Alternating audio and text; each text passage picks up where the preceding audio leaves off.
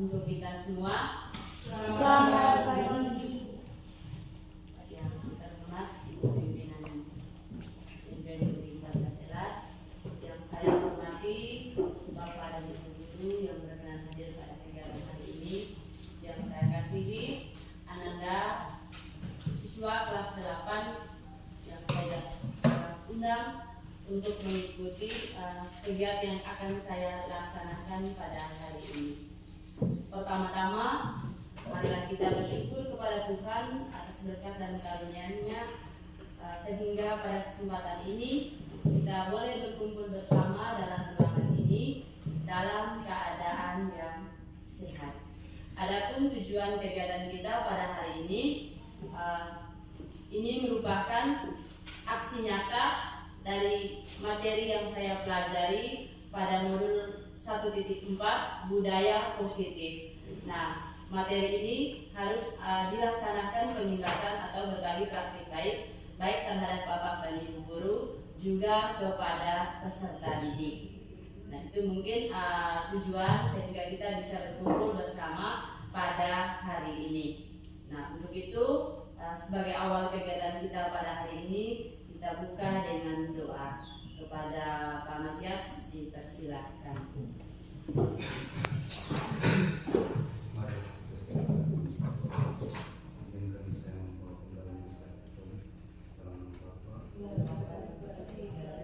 Amin. Dalam Bapa dan Putra dan Roh Kudus. Amin. Terima kasih Pak Matias. Selanjutnya Bapak Ibu, sebelum saya memaparkan materi saya tentang budaya positif di sekolah, mari kita sama-sama mendengarkan arahan yang disampaikan oleh Ibu Pimpinan. Kepada Ibu dipersilakan.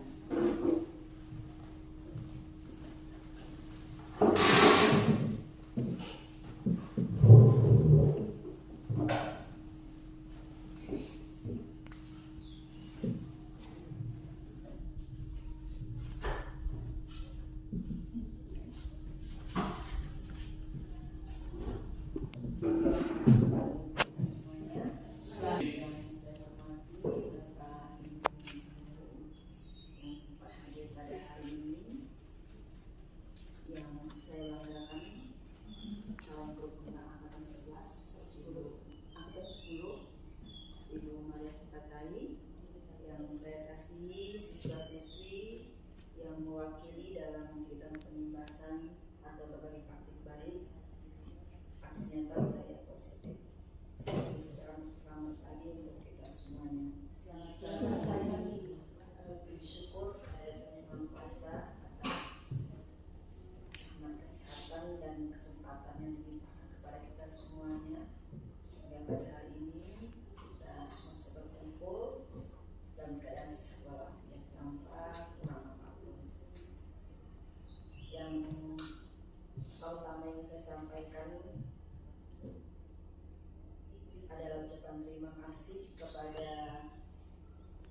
calon guru penggerak angkatan 10 yang sudah mengadakan kegiatan pengimbasan ini terkait aksi nyatanya dalam modul 1.4, itu terkait budaya positif.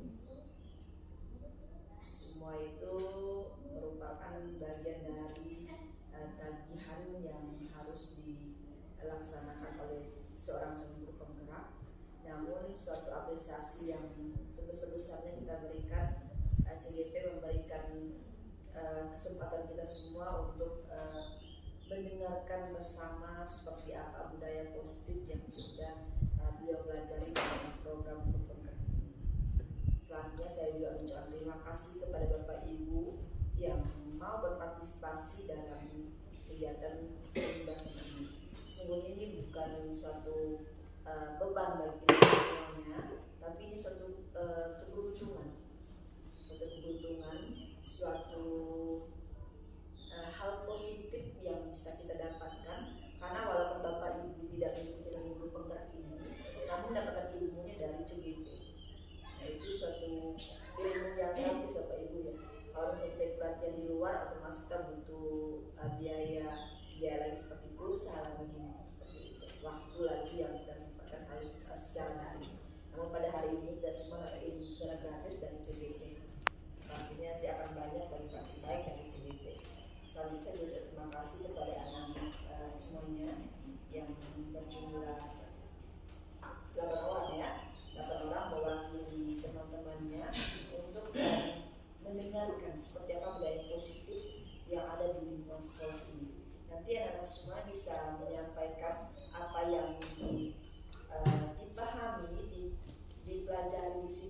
teman-temannya ya.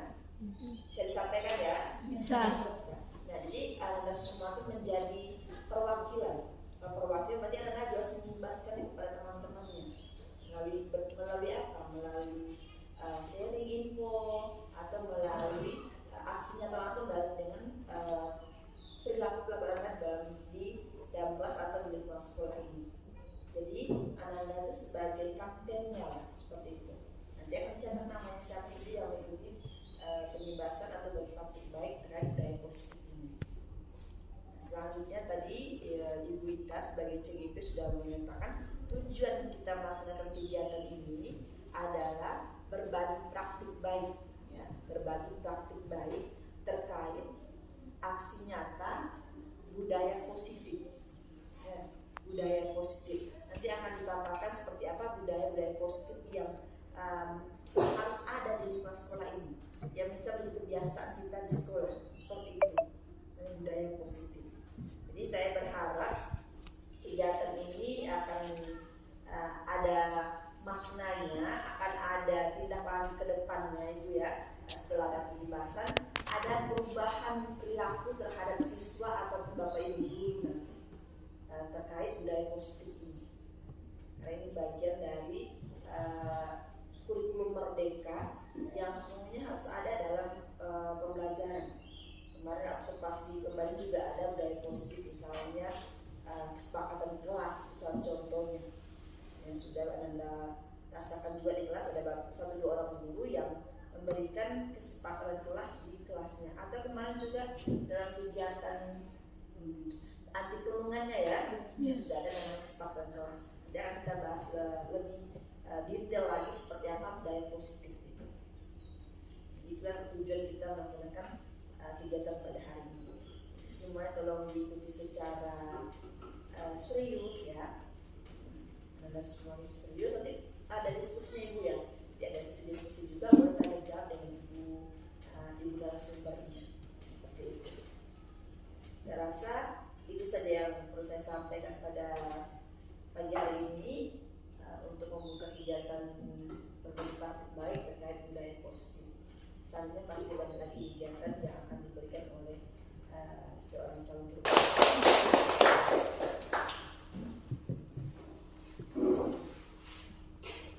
Terima kasih Ibu karena sudah memberikan arahan awal berkaitan dengan kegiatan kita pada hari ini. Baik Bapak Ibu dan Anda semua, saya di sini bukan sebagai narasumber yang paten begitulah, tapi saya hanya berbagi dari apa yang saya pelajari dalam modul 1.4, yaitu tentang budaya positif.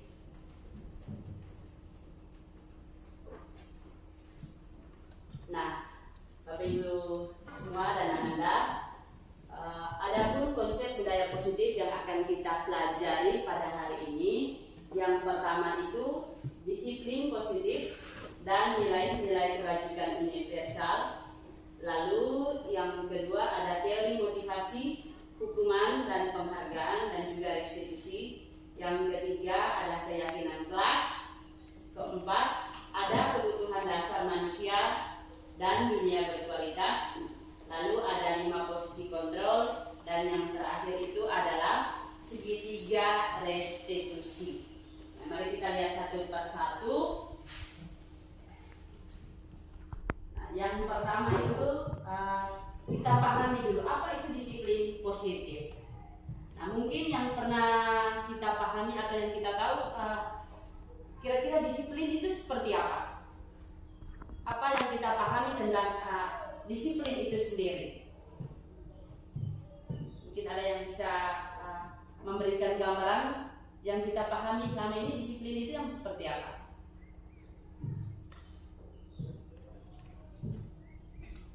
Ada mungkin dari Bapak dan Ibu guru ataupun dari anak ya, silakan Pak Matias. Terima kasih. Menurut saya disiplin itu merupakan sesuatu yang kita harus taati. Contohnya seperti aturan-aturan yang telah kita buat lalu kita ikuti. Terima kasih Pak Matias. Gambaran umum atau berdasarkan yang kita pahami selama ini bahwa disiplin itu sama artinya dengan taat terhadap peraturan yang telah kita buat. Nah, kita lihat bersama-sama ternyata disiplin itu berasal dari kata bahasa Latin disiplina yang artinya belajar. Nah, namun dalam budaya kita bahwa disiplin itu telah berubah menjadi sesuatu yang dilakukan seseorang pada orang lain untuk mendapatkan kepatuhan. Nah, kecenderungan umum adalah menghubungkan kata disiplin dengan tidak nyaman. Artinya ketika kita tidak disiplin atau kita tidak taat, tadi berarti kita merasa tidak nyaman. Nah, bukan dengan apa yang kita hargai ataupun pencapaian suatu tujuan yang mulia.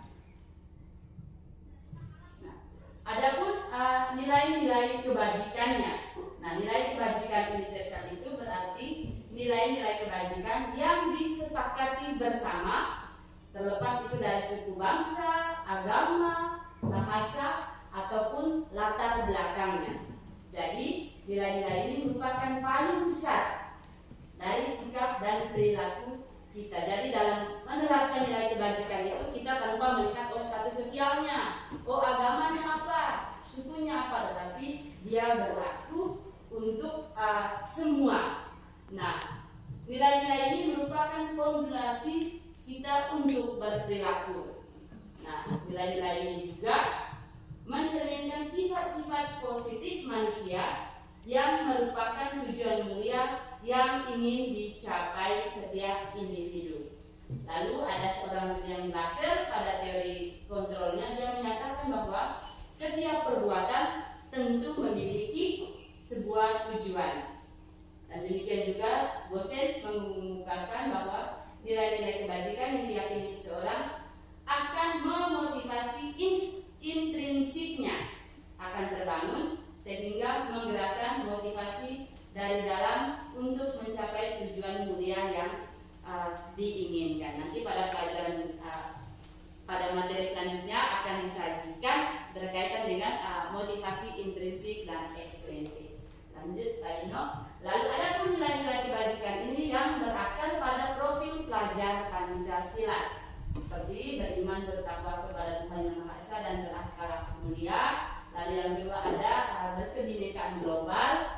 Yang ketiga bergotong royong. 4 mandiri. 5 bernalar kritis, dan yang keenam itu kreatif. Nah, mungkin nilai-nilai profil pelajar Pancasila ini tanpa kita sadari kita sudah menerapkan dalam proses pembelajaran kita di kelas. Lalu ada proyek nilai-nilai kebajikan seperti yang diterangkan pada layar. Nah, kedua ada eksternal dan internal. Kalau Ananda yang sudah belajar bahasa Indonesia di kelas 8 itu ada yang sebutnya intrinsik dan ekstrinsik. Eksternal itu adalah untuk menghindari ketidaknyamanan atau hukuman. Artinya itu motivasi yang munculnya itu bukan berasal atau bukan bersumber dari dirinya sendiri, tetapi ada dorongan atau kekuatan yang berasal dari luar. Saya ambil contoh. Misalnya si Jevio rajin datang sekolah tepat pukul 7. Jevio sudah berada di sekolah. Nah, ketika ditanya kok Jevio datang pagi sekali datang sekolahnya tepat sekali, jawaban yang diberikan Jevio, saya takut dihukum. Nah, ini motivasi supaya Jevio datang ke sekolah ini bukan bersumber dari dirinya sendiri, tetapi ada dorongan atau kekuatan dari orang lain. Lalu yang kedua pada yang eksternal itu juga untuk mendapatkan imbalan atau penghargaan dari orang lain. Saya ambil contoh misalnya si Elpin. Setiap kali mata pelajaran bahasa Indonesia, Elpin selalu ceria, semangat, kreatif. Nah, ketika diberi apresiasi, Elpin semangat sekali. Nah, pasti tujuannya dia, saya dapat pujian, saya mendapat penghargaan dari guru mata pelajaran. Nah, ini yang merupakan motivasi eksternal, bukan berasal dari dirinya sendiri. Lalu poin yang berikut itu adalah motivasi internal. Nah, kalau sudah internal itu adalah untuk menjadi orang yang mereka inginkan dan menghargai diri sendiri nilai yang mereka percaya. Berarti segala sesuatu itu tumbuh dari dalam dirinya. Ada keinginan untuk suatu perubahan. Nah, itu berkaitan dengan teori motivasi. Kita lihat yang berikut, pertanyaan reflektif. Mungkin ini bisa dijawab oleh Bapak dan Ibu guru. Bila di sekolah Anda tidak ada peraturan yang mengharuskan guru datang tepat waktu dan tidak ada surat teguran bagi guru yang datang terlambat dan tidak ada atasan yang memuji Anda, apakah Anda akan tetap datang tepat waktu untuk mengajar murid-murid Anda? Ini mungkin menjadi pertanyaan reflektif untuk kita. Nah, berkaitan dengan ini pasti dua motivasi tadi akan mempengaruhi kita. Kira-kira motivasi apa yang saya lakukan selama ini? Jika saya datang terlambat supaya dipuji, jika saya datang lebih awal supaya dipuji, atau memang niat atau keinginan saya yang berasal dari diri saya sendiri. Lalu yang berikut, apakah boleh kita memberikan hukuman atau penghargaan? Nah, bagian dari hukuman di sini, murid akan tersakiti, mengakibatkan dendam dan benci terhadap guru. Lalu dengan penghargaan itu mengurangi murid untuk kreatif, menimbulkan kebencian dari murid lain, kurangnya motivasi dari dalam diri. Nah, mungkin yang tanpa kita sadari selama ini yang sudah kita lakukan adalah sering memberikan hukuman. Yang kita pahami dengan memberikan hukuman mungkin ada efek jerahnya atau ada perubahan dari tingkah atau karakter murid. Lalu dengan memberikan penghargaan. Nah, dengan memberikan penghargaan ini murid akan menjadi kurang kreatif. Lalu yang kedua, menimbulkan benci dari murid yang lain. Misalnya setiap hari kita memberikan penghargaan kepada si A, nah, pasti ya dari teman-teman yang lain merasa tidak suka atau tidak senang karena kita hanya memberikan penghargaan kepada satu orang. Lalu nanti kurangnya motivasi dari dalam diri. Yang berikut, keyakinan kelas. Contoh keyakinan kelas bisa dilihat di situ. Nah, berdasarkan apa yang saya pelajari dalam modul 1.4 ini berkaitan dengan keyakinan kelas ini, mungkin seperti contoh yang sudah kita buat ini sepertinya kurang tepat. Nah, mengapa saya katakan demikian? Karena dari yang saya pelajari itu dalam membuat keyakinan kelas, lalu pada ujung nanti membuat kesepakatan kelas itu, dia menggunakan kalimat-kalimat yang positif. Jadi tidak perlu panjang-panjang kalimatnya. Misalnya, saya ambil contoh ini. Misalnya Ananda menulis keyakinan kelasnya selalu menjaga kebersihan kelas. Nah, seharusnya tidak menggunakan kalimat yang panjang-panjang seperti itu.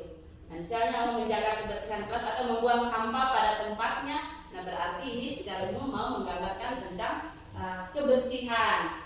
Nah, berarti tidak perlu tulis lagi kalimat panjang-panjang tidak kebersihan atau, tapi kita buat dulu dalam sebuah keyakinan kelas. Nah, dari keyakinan kelas itu kita menuangkannya dalam kesepakatan kelas. Lalu di situ setiap anggota kelas perlu senang dan lain sebagainya. Itu merupakan poin-poin dalam membuat keyakinan kelas yang kita jabarkan. Nah, jabarkan itu sesuai dengan karakter atau kondisi kita di sekolah. Yang berikut ini contohnya pendalaman keyakinan kelas. Tugas guru mengajar, mendidik, menjawab pertanyaan, memberi penilaian dan seterusnya. Nah, lalu yang bukan tugas guru, menyakiti atau disakiti, memaksa kamu atau memaksa murid untuk belajar, merapikan barang-barang murid, menyiapkan makanan atau barang-barang dan alat tulis. Nah, itu yang bukan merupakan itu yang merupakan tugas guru tadi. Lalu tugas murid di sana ada belajar, mencoba dan seterusnya.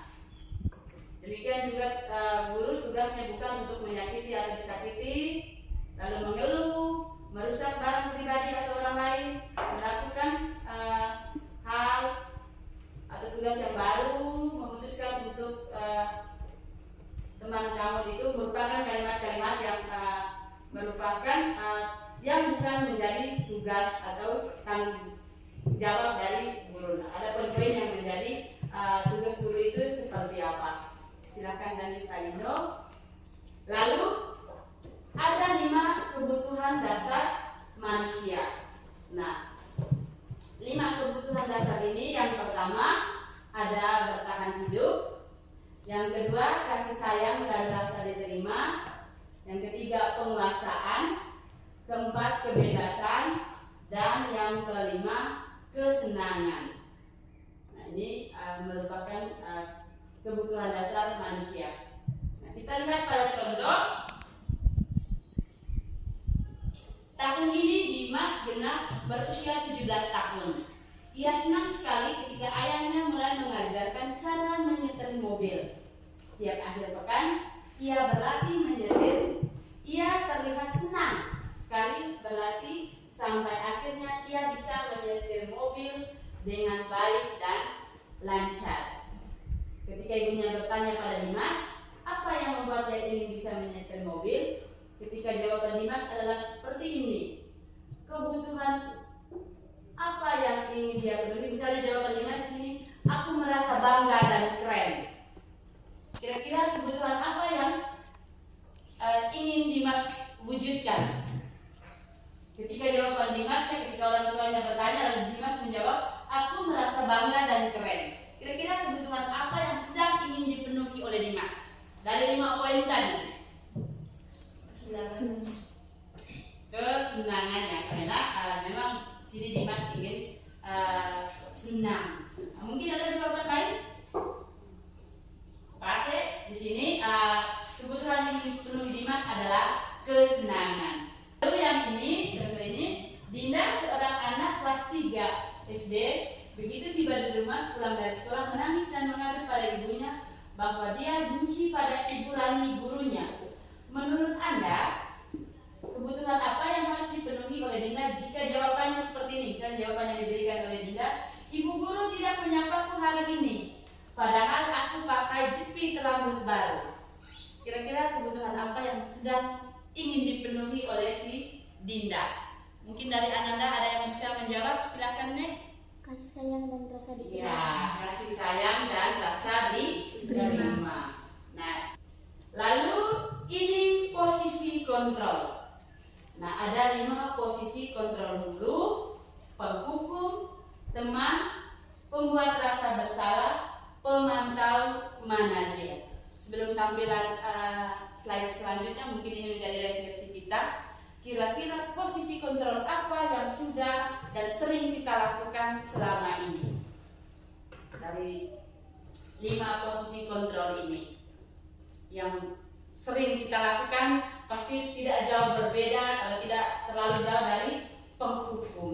Itu hal kecil yang biasa kita lakukan dan tanpa kita sadari sebenarnya ini sudah keliru. Yang pertama kita lihat posisi kontrol penghukum. Dalam posisi kontrol penghukum ini tidak hanya pada kontak fisik tetapi juga pada verbal. Seorang penghukum bisa menggunakan hukuman fisik maupun verbal.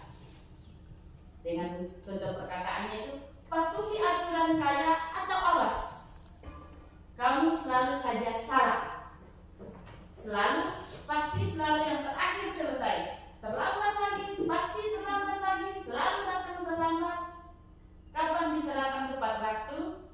Nah, biasanya dalam posisi kontrol ini dia menggunakan nada suara yang tinggi dengan bahasa tubuhnya itu mata melotot, jari menunjuk-nunjuk ataupun menghardik.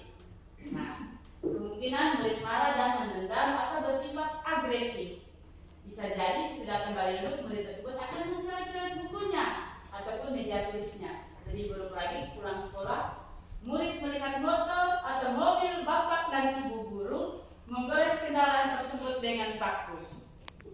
Ini hal kecil yang tanpa kita sadari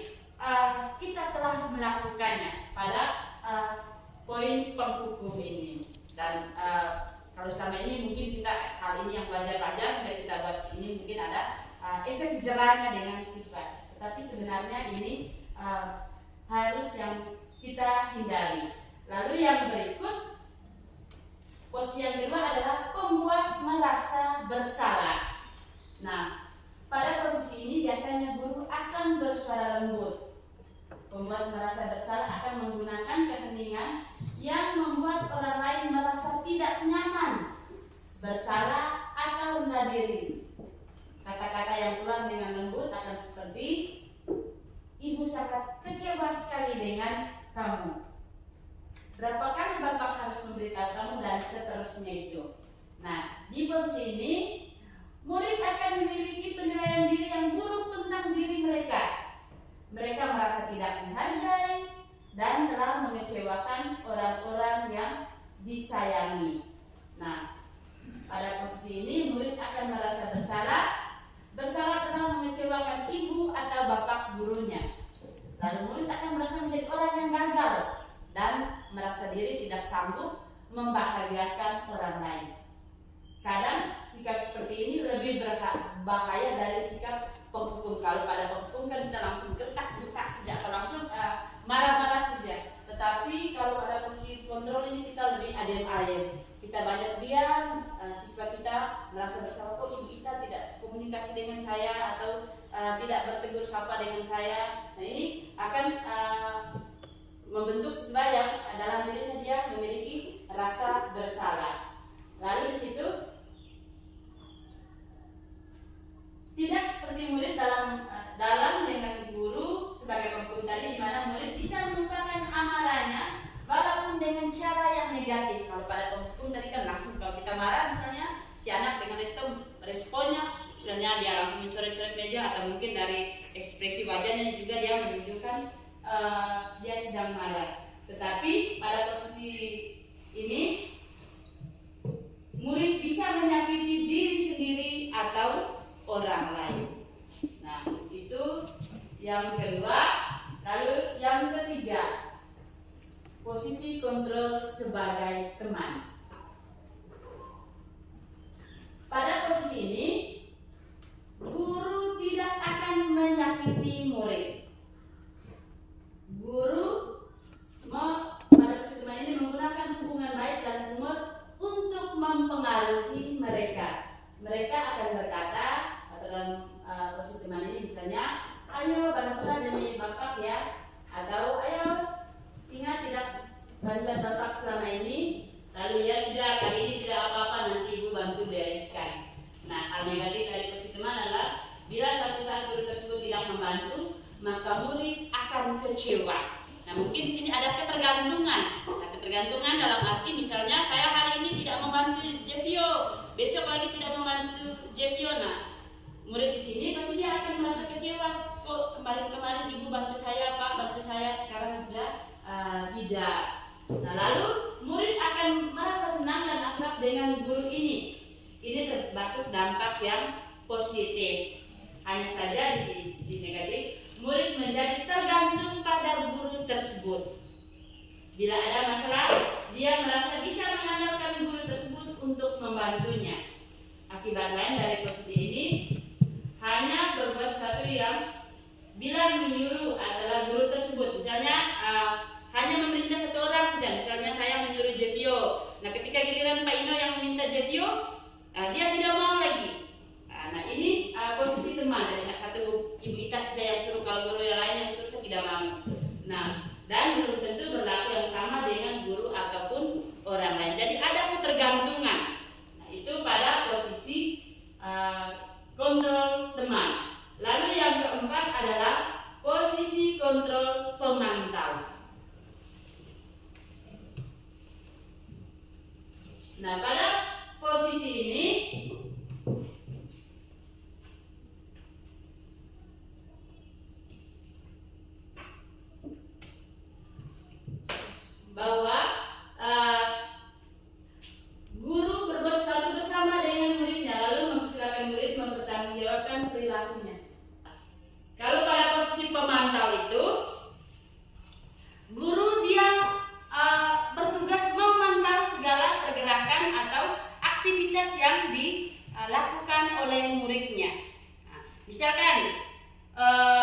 ini hari si Mira tidak datang tepat waktu. Langsung ditanya, kenapa tidak datang tepat waktu? Nah, karena di sini tugasnya dia adalah memantau atau melihat apa yang dilakukan oleh si Mira tadi. Nah, itu pada posisi pemantau tadi. Nah, lalu kita lihat yang terakhir pada posisi manajer. Nah, pada posisi manajer ini adalah posisi di mana guru berbuat sesuatu bersama dengan muridnya, mempersilahkan murid untuk mempertanggungjawabkan perilakunya, lalu mendukung murid agar dapat menemukan solusi atas permasalahannya sendiri. Nah, sebenarnya dari 5 posisi kontrol tadi, posisi yang harus dimiliki oleh seorang guru itu adalah posisi sebagai manajer. Nah, pada posisi ini seorang manajer telah memiliki keterampilan di posisi teman maupun pemantau, dan dengan demikian bisa jadi di waktu-waktu tertentu kembali kepada kedua posisi tersebut bila diperlukan. Nah, apabila kita mengambil seorang posisi ini sebagai manajer, mungkin ada beberapa kalimat yang akan kita sampaikan. Apa yang kita yakini? Lalu apakah kamu meyakininya? Lalu jika kamu memperbaiki hal ini menunjukkan apa tentang dirimu? Lalu apa rencana kamu untuk memperbaiki hal ini? Jadi posisi manajer ini melatih murid untuk mandiri dan bertanggung jawab. Itu posisi kontrol guru. Jadi ada 5 tadi posisi kontrol yang harus dipahami oleh seorang guru. Tetapi pada dasarnya posisi kontrol yang harus diharapkan dimiliki oleh seorang guru itu adalah sebagai manajer. Karena dari posisi ini guru akan melakukan sesuatu atau berbuat sesuatu itu bersama dengan muridnya. Lalu kita lihat yang berikut. Ini berkaitan dengan motivasi tadi, penghukum, pembuat bersalah, dan seterusnya itu.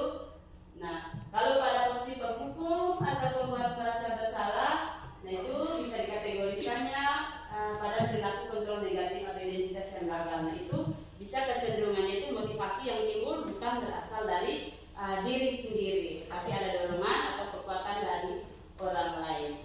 Nah, mungkin ini hal-hal yang tanpa kita sadari kita sudah melakukannya selama ini, misalnya menghardik, menunjuk, menyakiti ataupun menyindir. Lalu ada pada posisi membuat bersalah, berceramah, menunjukkan kekecewaan yang mendalam, dan seterusnya itu. Lalu pada posisi teman membuat alasan-alasan untuk murid-muridnya, lalu menghitung dan mengukur. Lalu sedangkan pada posisi manajer mengajukan pertanyaan. Jadi kalau sudah pada posisi manajer itu berarti motivasi yang timbul itu bukan lagi motivasi ekstrinsik, tetapi motivasi intrinsik karena bersumber dari dalam dirinya sendiri. Lalu kita lihat yang berikut.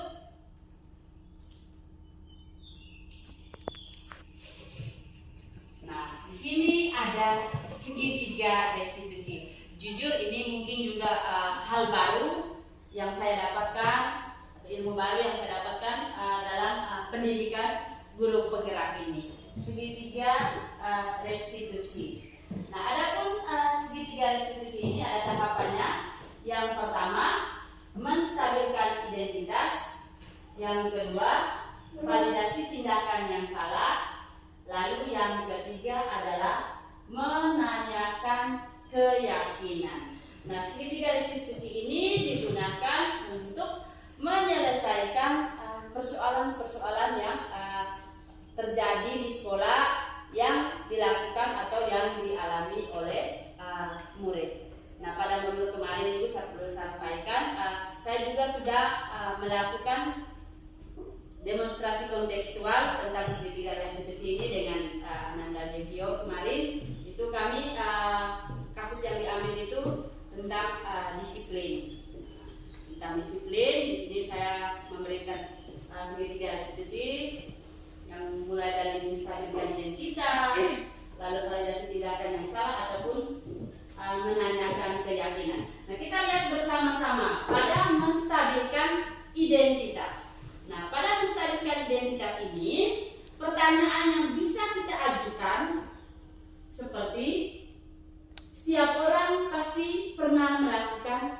kesalahan.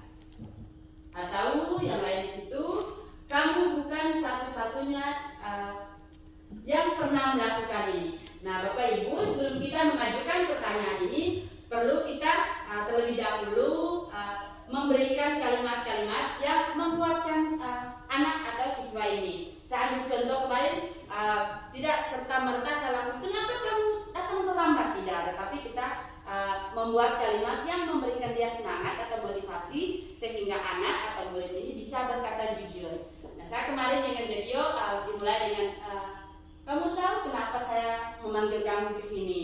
Kalau dengan spontan review jawab tidak tahu. Dari pertanyaan-pertanyaan itu kita gali. Nah, lalu kita masuk pada pernyataan yang bisa menstabilkan identitas. Setiap orang pasti pernah melakukan kesalahan ataupun kamu bukan satu-satunya yang pernah melakukan ini. Lalu yang kedua, validasi tindakan yang salah. Nah, pada validasi tindakan yang salah ini, mungkin yang sudah kita lakukan selama ini, penerapan segitiga restitusi itu sudah masuk pada tahapan validasi tindakan yang salah. Dia harus memulainya dari menstabilkan identitas. Nah, lalu ada pun kalimat yang bisa kita gunakan, kamu tentu punya alasan mengapa kamu melakukan ini. Lalu yang kedua, ada cara yang lebih efektif untuk mendapatkan apa yang kamu butuhkan. Itu validasi tindakan yang salah. Lalu yang ketiga, menanyakan keyakinan. Nah, pada poin menanyakan keyakinan ini, pasti kita sebelumnya sudah membuat kesepakatan-kesepakatan atau ketentuan-ketentuan dengan murid-murid kita. Nah, pada menanyakan keyakinan ini, misalnya kita bisa tanya, keyakinan kelas apa yang telah kita sepakati? Atau bisa dari keyakinan kelas yang kita buat, keyakinan apa yang sudah kamu langgar? Lalu kamu ingin menjadi orang yang seperti apa? Nah, itu merupakan segitiga restitusi. Nah, dari apa yang saya pelajari dan berkolaborasi dengan teman-teman CGP dalam penggunaan segitiga restitusi ini tidak untuk semua kasus. Artinya kasus apa saja di sekolah misalnya kita langsung menerapkan segitiga restitusi itu tidak. Tetapi kita bisa memilah atau memilih kasus yang menurut kita memang benar-benar membutuhkan segitiga restitusi. Ini bagus sekali dan saya kemarin sudah melakukannya bersama Jevio. Kalaupun itu memang untuk tugas demonstrasi kontekstual saya, tetapi karena tidak ada persiapan sebelumnya, ketika ditanya memang Jevio memberikan jawaban berdasarkan apa yang dia pahami. Dia pahami dari untuk penerapan ini saya rasa dalam proses pembelajaran kita atau kegiatan kita ke depannya bagus sekali untuk menerapkan segitiga restitusi ini. Lalu yang berikut, sudah selesai. Jadi Bapak Ibu, itu saja yang perlu saya sampaikan. Kurang dan lebihnya saya menyampaikan permohonan maaf atas apa yang sudah saya sampaikan ini. Selanjutnya, mari kita berdiskusi bersama-sama berkaitan dengan apa yang sudah saya pelajari ini. Waktu dan kesempatan saya berikan kepada Bapak dan Ibu ataupun juga Ananda. Ada ingin memberikan tanggapan ataupun masukan terkait dengan apa yang sudah saya jelaskan ini, saya persilahkan. Baik, terima kasih atas waktu dan kesempatan yang diberikan. Pada materi yang dijelaskan tadi, kalau tidak salah bahwa hal yang tidak boleh dilakukan oleh guru itu untuk memaksa murid untuk belajar. Itu pada poin itu dijelaskan tadi. Hal yang tidak boleh dilakukan oleh guru itu memaksa murid untuk belajar. Nah, kita lihat dengan situasi atau kondisi yang ada di lingkungan pendidikan ini, tidak dipaksa pun kemampuan murid kita dalam membaca, menulis itu kalau dikatakan sangatlah minim. Apalagi kalau tidak memaksa sama sekali. Ini sangat bertentangan dengan apa yang dijelaskan pada poin di dalam. Kira-kira solusi untuk menangani hal ini seperti apa? Saya kembali. Terima kasih Pak Jeff atas pertanyaan yang diberikan. Sebetulnya Bapak Ibu, kalau kita mengikuti pendidikan guru penggerak itu luar biasa sekali. Walaupun kita merasa tertantang, tetapi luar biasa sekali. Nah, dari beberapa modul yang saya sudah pelajari, sebenarnya itu guru adalah hamba dari murid. Kalau sebut hamba, berarti status kita itu yang melayani setiap kebutuhan belajar murid. Nah, pada poin tadi, tugas guru itu adalah bukan memaksa murid untuk belajar. Nah, kita lihat contoh saja. Ketika kita memaksa murid untuk belajar, pasti respon atau tanggapan dari siswa itu sendiri bervariasi. Ada yang dengan ekspresi mukanya, ada yang dengan gerakan fisiknya. Itu adalah respon mereka ketika kita meminta mereka atau memaksa mereka untuk belajar. Nah, mungkin solusi yang bisa ditawarkan itu adalah kita lebih pada pendekatan ke siswanya. Artinya kita tidak perlu menerapkan posisi kontrol tadi yang pertama, penghukum, kau belajar. Nah, kita lebih pada pendekatan internalnya. Kita melakukan pendekatan, lalu kita juga bisa mengubah cara kita kira-kira supaya murid itu bisa dia belajar itu seperti apa. Mungkin ini juga menjadi tantangan kita saat ini, karena sejujurnya kita sudah hidup di era 21 yang serba teknologi. Kadang kesibukan anak itu pada teknologinya bukan teknologi yang membantu, artinya menunjang mereka untuk belajar, tetapi lebih kepada hal-hal yang mengurangi semangat mereka untuk belajar. Mungkin itu yang bisa saya jawab. Ada tambahan mungkin dari Ibu Kepala? Saya persilahkan. Terima kasih banyak atas pertanyaan saya. Terima kasih juga kepada Kak Devi yang menurut saya seperti itu. Bapak Ibu, memang dari teori ini sesungguhnya sudah lama. Ini kan dari filsafat dari orang bahwa guru itu hamba sebagai seorang. Kalau hamba itu Bapak Ibu tahu bisa mendefinisinya seperti apa. Pak Jeffrey mengangkat bahwa guru itu tugasnya bukan maksa seorang untuk belajar. Nah, ini kan kembali lagi ke motivasi, ada motivasi eksplisit dan motivasi implisit. Jadi memang ini sangat diperbincangkan sesungguhnya, terutama di daerah integratif. Jangan teori ini teori yang mengatakan bahwa pemberian punishment dan reward itu sesungguhnya bertolak belakang dengan keyakinan kita. Karena memang sesungguhnya Pak Ibu, punishment reward itu sangat mempengaruhi terhadap motivasi siswa. Namun ini pengaruhnya itu dalam jangka waktu pendek. Itu yang perlu kita garis bawahi, dalam jangka waktu pendek. Namun ketika kita memberikan memasukkan motivasi intrinsik kepada siswa ini memang lama, tapi pengaruhnya selalu berkelanjutan. Jadi itu sesungguhnya teori itu ada. Kita kan selalu menggunakan teori yang instan ya, menggunakan hukuman dengan penghargaan. Tapi itu kan dalam jangka waktu pendek.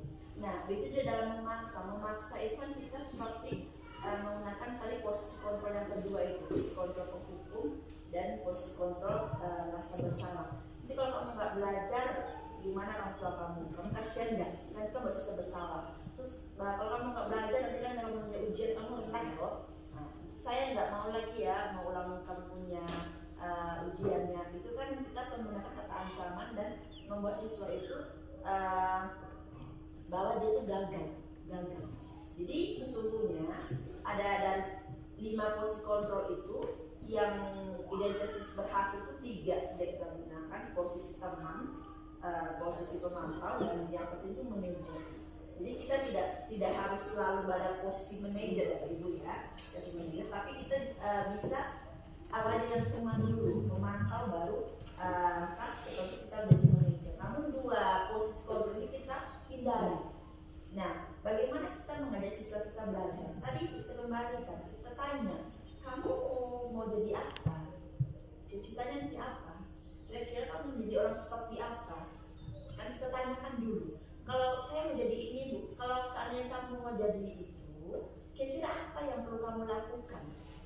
Nah ini nih, nah, kalau kamu lakukan, kamu konsisten dari apa yang kamu ingin. Kalau itu kamu harus punya cara bagaimana mencapainya. Salah satu dengan cara belajar. Jadi kita ajak mereka mengenal diri mereka. Terima kasih Ibu karena sudah menjelaskan terkait dengan apa yang ditanyakan oleh Pak Juri. Jadi itu kembali ke diri kita untuk bisa memahami dan mengenali motivasi apa yang dimiliki oleh murid-murid kita. Selanjutnya mungkin ada lagi dari Bapak dan Ibu guru berkaitan dengan paparan yang sudah saya jelaskan tadi, atau mungkin dari anak-anak yang lain yang ingin bertanya ataupun berdiskusi, kesempatan diberikan. Silakan Pak Adi. Baik, terima kasih. Siap, mohon maaf jika datang terlambat dan mungkin paling terakhir kata terima kasih dari. Tapi saya tertarik sekali tadi ada tugas guru, ada guru yang tugas siswa dari saya sudah baca itu. Lalu ada satu poin yang paling penting, ada posisi kontrol. Di situ ada dua kata, pantau dan teman. Ini saya sangat tertarik sekali. Memang dari kata rotan, emas itu rotan, kita menjadi teman dan jadi pemantau. Jadi saya sangat tertarik. Kebetulan saya 2-3 hari lalu saya ikut sampai Bina 2, bukan hanya orang NTT yang tipikal seperti ini, begitu rata-rata Indonesia Timur dari Ambon, Maluku, Manado, semua. Jadi di situ guru-guru pada mengatakan bahwa wah, kami ini setengah mati untuk mendidik ini. Hanya kalau diajak saja, kalau dikasih dengan lunak, mereka malah tidak menghargai. Nah, ini di forum resmi Pak. Tapi saya yakin dengan metode-metode seperti ini kita bisa dengan cara menjadi teman dan bisa mendekatkan diri dengan peserta didik. Maupun juga dalam ruangan ini juga anak-anak kita. Mungkin anak-anak itu bisa menjadi garam. Jadi proses kontrol dan pantauan ini bukan hanya di sekolah, Jadi ada kesinambungan, ada hubungan antara dari sekolah dengan di rumah. Ya, di rumah juga ada pantau, ada teman. Bapak juga bisa jadi teman belajar. Nah, ada jadi bisa jadi pemantau.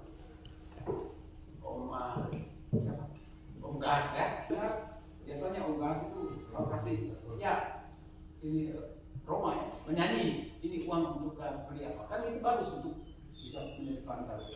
Nah ini bagus. Jadi dari 4 poin ini saya lebih suka dari kelima ya. Penghukum, teman, pembuat rasa bersalah, pemantau dan manajer. Saya lebih suka 2, yaitu pemantau dan teman. Lebih dekat ke teman. Mungkin itu dari saya kembali. Terima kasih Pak Adi. Perlu dipahami bersama bahwa posisi kontrol tadi itu ada 5 posisi kontrol guru. Saya garis bawahi, posisi kontrol guru itu ada 5. Yang pertama itu penghukum, yang kedua pembuat merasa bersalah, lalu yang ketiga itu teman, keempat pemantau, dan kelima manajer. Jadi ada 5 posisi kontrol guru.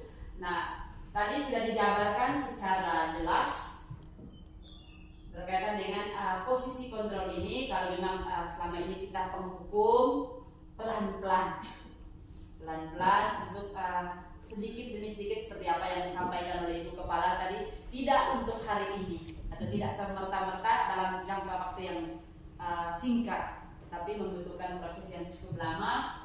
Lalu pada posisi kontrol teman ini bagus Tetapi yang menjadi nilai negatifnya itu akan jadi ketergantungan antara murid dan guru tersebut. Akan jadi ketergantungan. Nah, dijelaskan di situ peran negatif dari posisi teman adalah bila suatu saat guru tersebut tidak membantu, maka murid akan merasa kecewa. Jadi ada ketergantungan. Saya ambil contoh, misalnya saya kesehariannya itu selalu dengan Mira. Contoh ini, misalnya dengan Mira sekali, apa saja saya ke Mira. Nah, tiba-tiba suatu waktu saya tidak lagi ke Mira, saya ke Safira. Pasti dalam diri Mira dia akan bertanya, kok Evita tidak ke saya lagi? Kok tidak suruh saya lagi? Nah, pasti sini dia akan jadi ketergantungan. Nah, jadi dalam posisi kontrol guru ini yang perlu kita tingkatkan itu, yang pertama itu adalah pemantau, lalu yang kedua tadi manajer, dan yang yang pertama tadi adalah teman.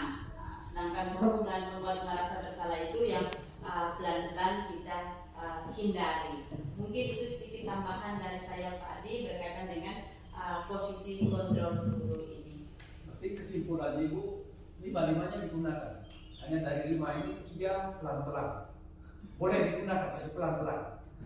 Dari posisi kontrol ini mungkin yang selama ini yang sudah kita sering lakukan itu Pak, mungkin pada kalau kita mau jujur mungkin pada penghukum dan pembuat merasa bersalah. Nah, pada posisi penghukum ini kita tidak hanya melakukan hukuman secara fisik, tetapi verbal saja. Misalnya secara keras, gertak, tunjuk-tunjuk, nah itu sudah pada posisi penghukum. Dan itu jujur mungkin kita tanpa kita sadari atau secara sadar kita sudah melakukan itu. Lalu pada pembuat merasa bersalah ini, nanti murid kita dia merasa bersalah. Misalnya seperti apa yang Ibu sampaikan tadi, ketika murid melakukan satu, kamu tidak ingat ya orang kamu di rumah, kalau kamu tidak seperti ini, nanti saya seperti ini. Nah, itu kan dalam diri murid dia merasa diri, oh saya ini sudah bersalah. Jadi poin seperti pembuat merasa dan penghukum tadi itu yang untuk kita jangan terapkan. Artinya lebih baik kita menerapkan fungsi kontrolnya itu sebagai teman, pemantau ataupun manajer. Nah, sewaktu-waktu juga kita bisa menjadi teman, bisa juga menjadi pantau, lalu manajer. Tapi dari kelima poin ini yang bagusnya itu pada posisi manajer.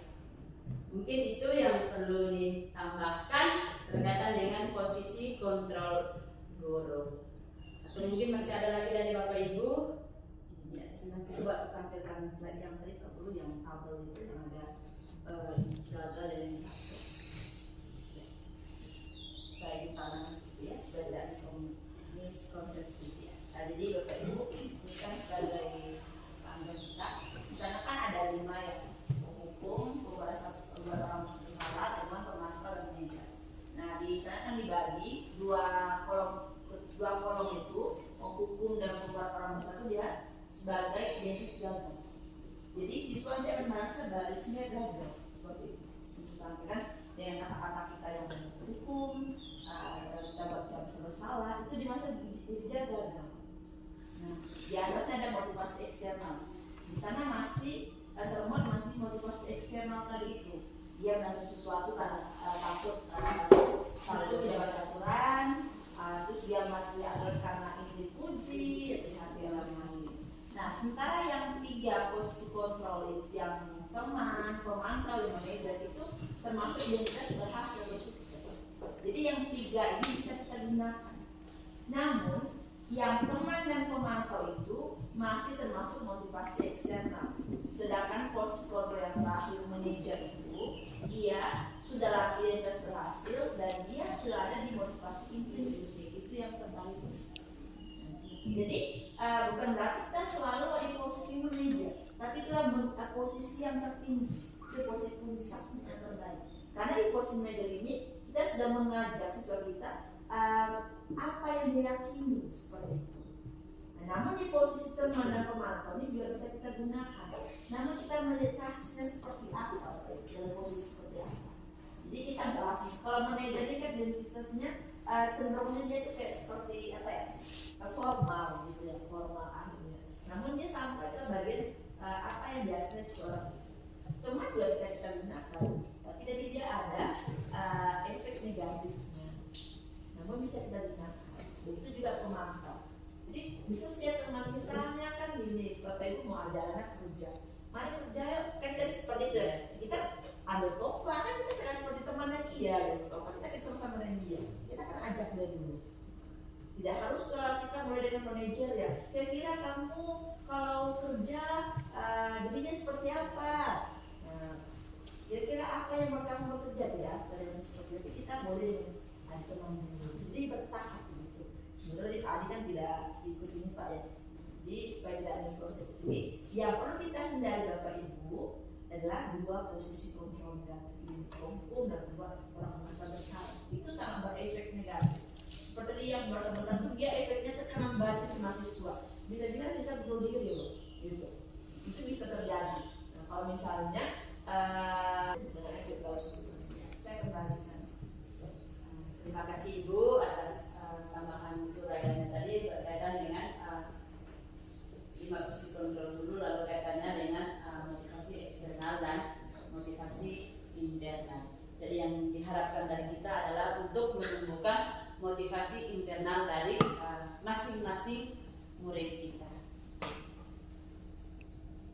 Itu yang berkaitan dengan apa yang disampaikan oleh Pak Adi.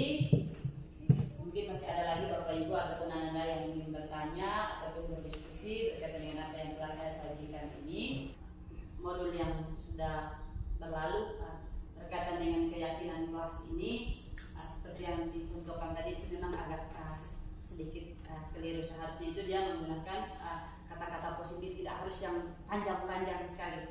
Nanti mungkin kita video pada semester berikut nanti bisa disampaikan juga kepada teman-teman bahwa kita akan membuat kesepakatan kelas yang baru sesuai dengan apa yang kita pahami pada hari ini.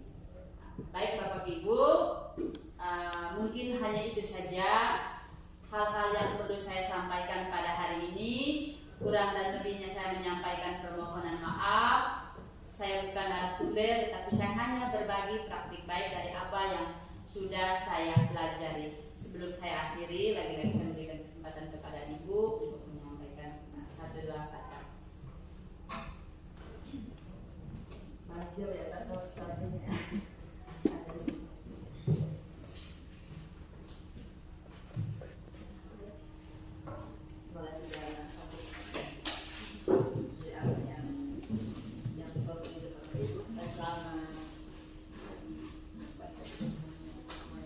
Selamat pagi. Sebenarnya kegiatan kita hari ini berjalan sekitar 1,5 jam ya. Itu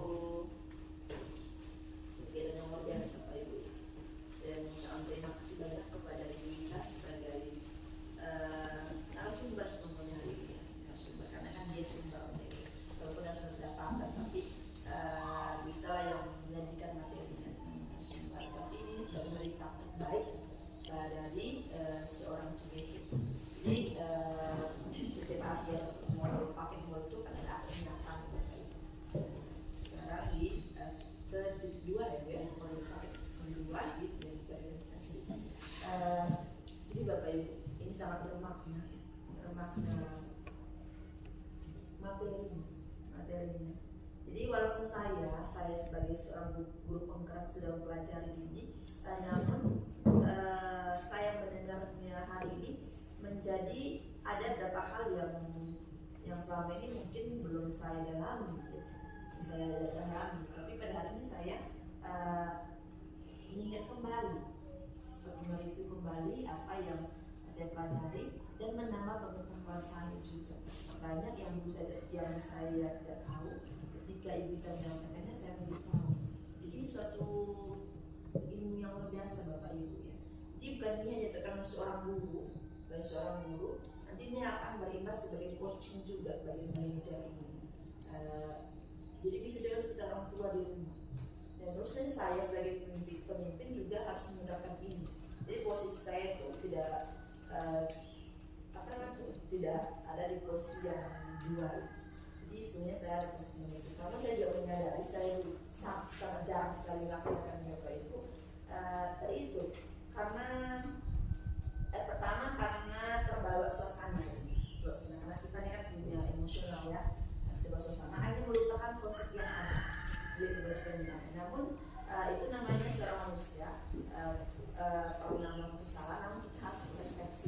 Kan ada refleksi ya, kita berefleksi. Kita tanyakan kembali di mana posisi mana kita sekarang. Konsisten tidak kita melakukan seperti itu. Jadi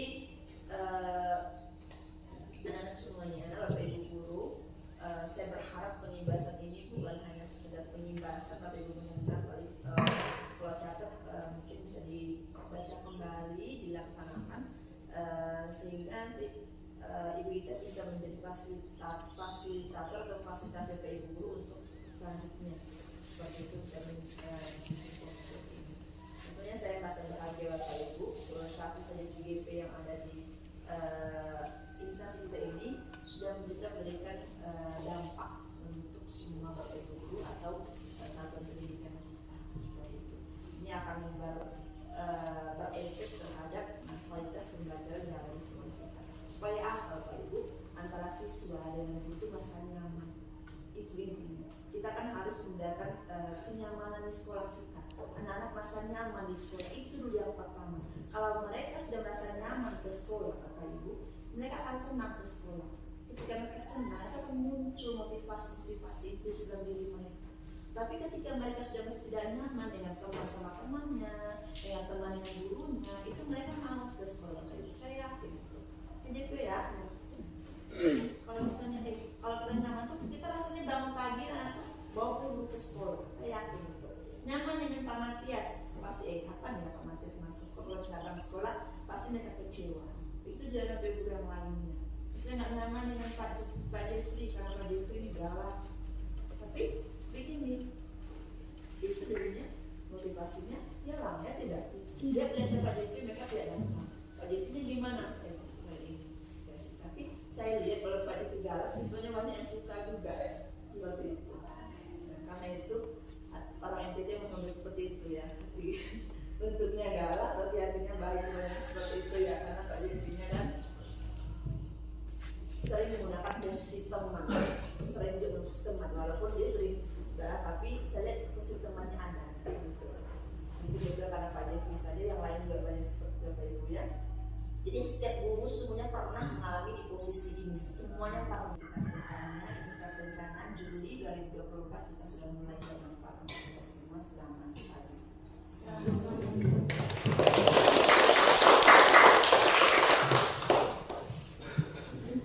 Terima kasih Ibu sudah memberikan peneguhan terkait kegiatan yang telah kita laksanakan pada hari ini. Sekali lagi saya juga mengucapkan terima kasih kepada Bapak dan Ibu guru yang sudah ambil bagian dalam mengikuti kegiatan yang saya laksanakan hari ini. Dan kepada Anda semua terima kasih karena sudah berpartisipasi dalam kegiatan ini. Untuk itu sebagai akhir dari kegiatan ini kita tutup kegiatan ini dengan berdoa. Karena tidak perlu foto, karena dari tadi kita buat dalam bentuk video dan karena memang mintanya nanti dalam bentuk video itu. Jadi kita tutup kegiatan kita pada hari ini dengan berdoa. Kepada anak video dipersilakan.